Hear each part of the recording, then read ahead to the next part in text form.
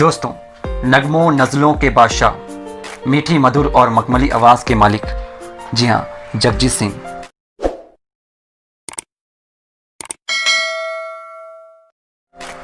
दस अक्टूबर 2020 को उनकी पुण्यतिथि मनाई गई और जगजीत सिंह को पूरे देश ने काफ़ी याद किया। आज हर एक हिंदुस्तानी के, हर एक व्यक्ति के दिल में गज़ल गायकी में अगर कोई सम्राट है तो वो जगजीत सिंह है। ऐसी शख्सियत जिन्होंने अपनी गज़लों और अपनी मधुर आवाज़ से लोगों का दिल जीत लिया।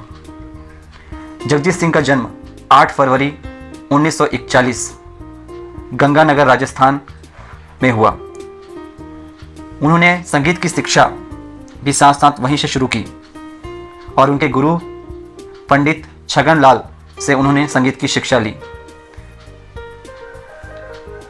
2 साल गंगानगर में संगीत की शिक्षा उन्होंने पंडित छगन लाल से ली।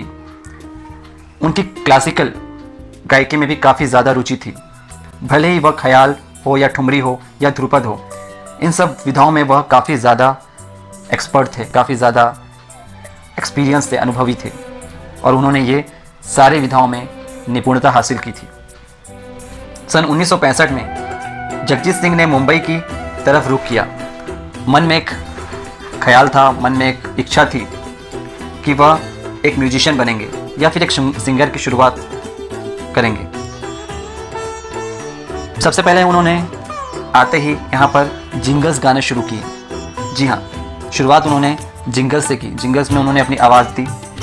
वहाँ पर उनकी मुलाकात चित्रा सिंह से हुई। उस वक्त दोनों नहीं जानते थे कि वे दोनों आगे चलकर पति पत्नी बन जाएंगे। जब जगजीत ने गज़ल गायकी की शुरुआत की तो पहले से ही बहुत से गज़ल गायक इस क्षेत्र में मौजूद थे, जैसे बेगम अख्तर, नूरजहां, मेहंदी हसन, तलत महमूद। लेकिन धीरे धीरे जगजीत सिंह ने गज़ल गायकी की और सिंपल और सरल बनाने की कोशिश की और उन्होंने गज़ल को एक नया आयाम दिया। उन्होंने फॉर्मेट को फॉलो करते हुए गज़ल गायकी को एक नया आयाम दिया और ज़्यादा कॉम्प्लेक्स को और ज़्यादा सिंपल बना दिया। धीरे धीरे उनकी नगमे नज़लें धीरे धीरे पब्लिक के दिलों में छाने लगी और वह दिन दूर नहीं था जब वह गज़ल गायकी के बेताज बादशाह बनने वाले थे। जगजीत सिंह जी की जोड़ी बड़े अजीम शायरों के साथ जमी, चाहे वह जावेद अख्तर हो, गुलजार हो या निदा फाजली। कई सारे कवियों के साथ, कई सारे लेखकों के साथ उनकी जोड़ी रही। सिर्फ भारत में ही नहीं, विदेशों में भी उनके द्वारा गाए गए गज़लों को काफ़ी ज़्यादा पसंद किया जाता है और आज भी विदेशों में भी उनकी गज़लों को काफ़ी ज़्यादा सुना जाता है।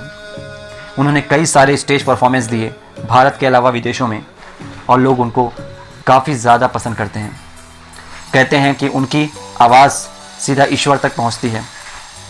बताते हैं जगजीत सिंह के पास बेहद ही उम्दा आवाज़ थी, मगर उनकी संगीत की दुनिया में कोई भी जान पहचान नहीं थी, जिसके चलते उन्हें अपनी पहचान बनाने के लिए कई दिक्कतों का सामना भी करना पड़ा था।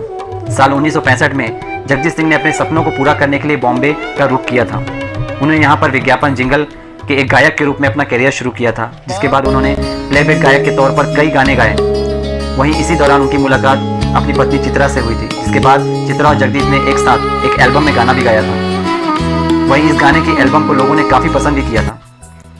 वहीं धीरे धीरे जगजीत सिंह की आवाज़ का जादू लोगों पर चढ़ने लगा, जिसके बाद जगजीत सिंह ने बॉलीवुड में कई सारी फिल्मों में उन्होंने गाने गाए और उनके ये गाने आज भी पसंद किए जाते हैं।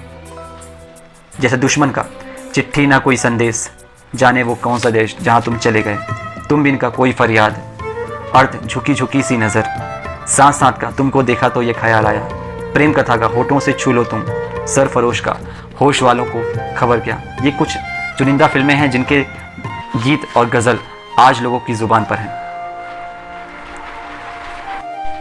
दोस्तों, जगजीत सिंह की ज़िंदगी में खतरनाक मोड़ तब आया जब उनका एक लौता बेटा 20 साल का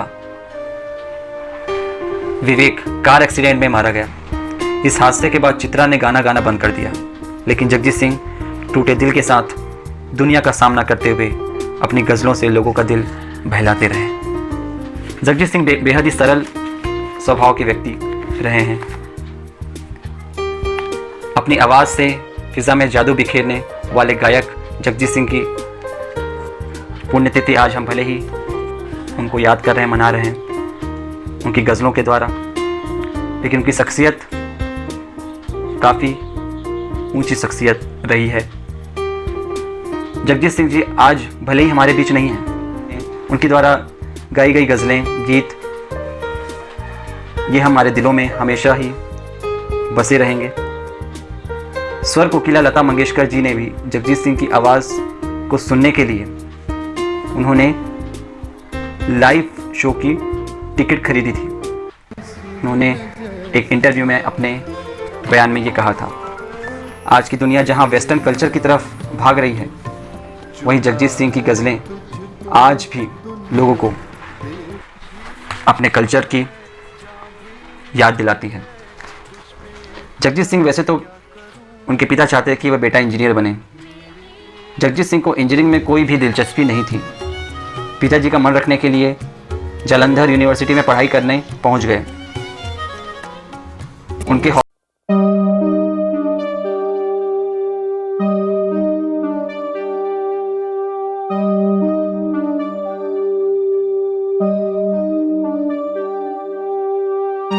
भी उन्होंने कई सारे गीत गाए। वहीं उन्होंने संगीत की बाकायदा तालीम लेनी शुरू की थी, लेकिन उन्हें उनके पिताजी को यह सब पसंद नहीं था। लेकिन जगजीत सिंह जी का रुझान जब इस तरफ बढ़ा और जब वे मुंबई आए, तब उनका सफ़र यहाँ से शुरू हुआ और आज तक वो कायम है।